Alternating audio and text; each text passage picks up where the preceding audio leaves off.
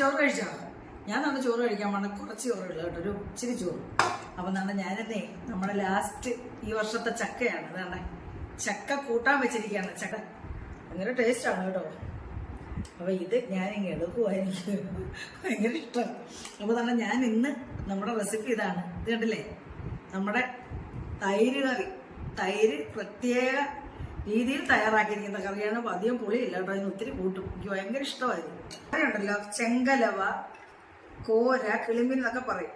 ഇത് നമുക്കേ ഞങ്ങൾക്കിവിടെ മുളകിനകത്ത് കറി വെച്ചാലേ ഇഷ്ടമുള്ളൂ. തേങ്ങ അരച്ചാൽ ആരും കൂട്ടത്തില്ല. അതുകൊണ്ടാണ് ഇത് മുളക് കറി ഇങ്ങനെ സ്ഥിരം വെക്കുന്നത് കേട്ടോ. എന്നാലും ഞങ്ങളധികം മുളക് കറിയൊന്നും ഞങ്ങൾ ആരും കഴിക്കത്തില്ല. മീൻ മാത്രം ടച്ച് ചെയ്തിച്ചിരി മുളക് കറി കൂട്ടത്തിൽ എല്ലാം നമ്മൾ പട്ടിക്ക് കൊടുക്കാനാണ് കേട്ടോ. അവർക്ക് ഇങ്ങനെയുള്ള ഈ മുളക് കറിയുടെ ഒരു ടേസ്റ്റ് ഇല്ലെങ്കിൽ അവർ കഴിക്കത്തില്ല. പിന്നെ അത് രണ്ടെണ്ണം എടുത്ത് വറക്കുകയും ചെയ്തു കേട്ടോ. അത് ഒരെണ്ണം എടുക്കത്തുള്ളൂ, ഒരു ചെറുത് നിൽക്കണ്ട, ഈ ഒരു ചക്കയാണ്. അപ്പം ഞാൻ ഈ ചക്ക മാത്രം മതി, ഈ ചക്ക കൂട്ടി കഴിക്കട്ടോ.